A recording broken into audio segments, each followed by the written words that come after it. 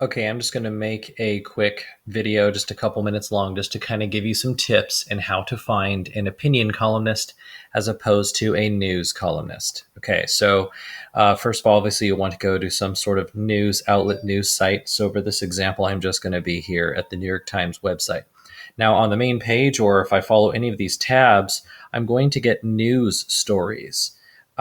So for the most part, there might be some opinion stories on here, but for the most part, you're going to be looking at news. So if I click on a news site, I'm going to see things like Hillary Clinton and Bernie Sanders battle for party's future. This is reporting on a situation that currently exists. The author is going to have minimal opinion. Anything that's there is going to be sneaking in either inadvertently or in a very subtle fashion. For the purposes of this assignment, we do not want subtle. We want someone who is writing to be persuasive. So on the main page of most any news site, again, I'm a New York Times, but really any news site will have something similar, even if you have to click around a little bit. You should have a button that says opinion. So once I click that, that's going to take me to the opinion section. And everything here is designed, fully designed to be an opinion piece. Nobody's hiding their bias here. That's why they are on this tab. So you can already see the difference. Hillary Clinton stumbles. See, according to this author, that is the case. According to this author, Donald Trump is going rogue. So once again, that's clearly expressing an opinion. Some sites will also have a tab where you can pull up a list of the columnists, which is nice. Not all of them will do that, but it is nice when they do. So you can click a person, and actually it's really great to go back and look at other things they have written recently and say, nah, I'm not super interested in that person. How about this one? Okay, now I'm not super interested in that one. How about this one? Oh, this one looks a little better, so maybe that might give you a better image of what kinds of things they write about. If you dig far enough back and find somebody who writes enough articles that you find interesting, this project will be a lot more fun and a lot more valuable for you all around. So choose wisely. One other thing I do want to show you, though, is you're not limited to say a traditional newspaper. You can go to something like, say, Fox News or MSNBC or CNN or something like that. They should still, even on the main page, they might have news stories. So manhunt for trio who broke out of jail. So this is a news story, but there's still an opinion tab that I can follow. And then now they're saying, oh, Jeb Bush needs to pack up and go home, or, so we have opinions here as well. Expressing an opinion about Bloomberg and why he will not be running for president. So again, this is not reporting on the news. It's stating an opinion about things that are happening right now. And you should still be able to click on any given author and pull up a list of their past stories to see how interesting you find their writing. Or you can even go outside the U.S. So, for instance, The Guardian is this is a U.S. version of the site that focuses more on U.S. news, but I could easily change that to the U.K. edition, even if you want to extend out. But so branch out. You don't have to stick to a U.S. publication. Once again, here we're talking about the Flint water crisis. So testing directions blamed in lead pollution crisis. This is just a news story. But if I go to opinion, I will start to see things like the Oscars whiteout is driven by racism and greed. Now, this might be about the Oscars.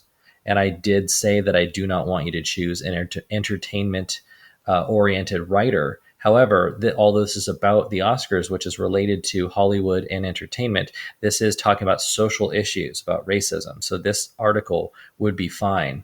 But I would click on it, and I'd actually, oh, good. So you can click on the author. It's nice when they do that. And pull up other stories that this person has written to see what else there is there. So, because sometimes they don't always write opinions. Sometimes they bounce around and write news as well. So you want to be careful. Just because they write opinion one week does not mean they will be always. So if I click on another story, this one, let's see, Britain on the booze, how a night of alcohol impacts the NHS as it happened.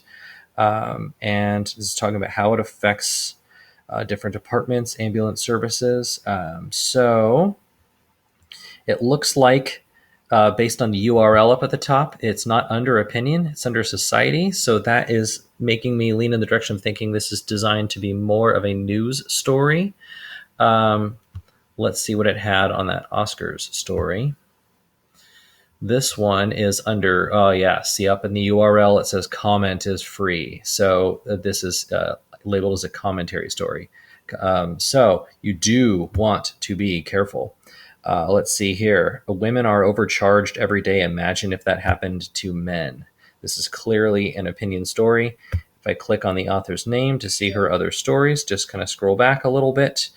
Bernie Sanders must deliver more than platitudes about abortion. That sounds like an opinion piece. Hillary Clinton supporters, it's okay to care about gender on the ballot.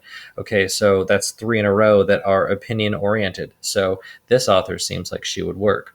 Okay, one last suggestion that I have for you is just go to Google News or Yahoo News or Bing News or whatever makes you happy, and just scroll down and find a story that you find interesting. So if you see something, I don't know, I'm just going to scroll way the heck down here, like health, for instance. Secondhand smoke poses health risk for hookah bar workers. This is some site called MedPage Today. I've never heard of them, but maybe this site would have good stories. Or, gun violence is not a mental health issue, experts say, pointing to anger suicides. This is from CNN. So once again, I can follow this to CNN and go to their main page from there, and then find their opinion tab. And here we go. There's an opinion tab right there. Or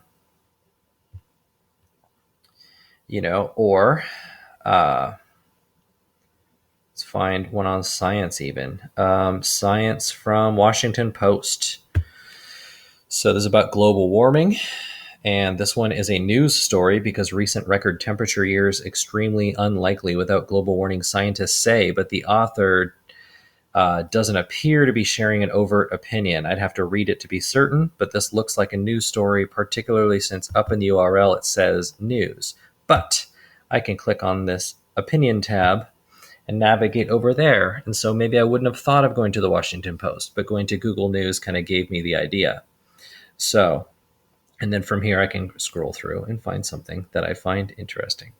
Okay, the point is, you want to find someone who's sharing an opinion.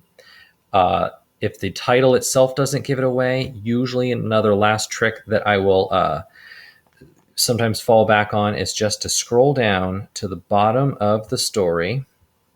And in the last paragraph, there's usually a call to action. Sometimes it's the paragraph before. So in this particular one, this is looking like, has showered with abuse by Chavistas, yet his finger pointing seems to be having an effect. So they're starting to comment on events. So this one is not looking like it's sharing a strong opinion. So it wouldn't be my first choice, but it's not just relating the news. So that could potentially work. So just when in doubt, come show me, and then I will help you. But otherwise, by Friday, I really want you to have picked out somebody who you find interesting, who the thought of reading for the next couple of weeks actually kind of sounds kind of cool. All right, good luck finding your person.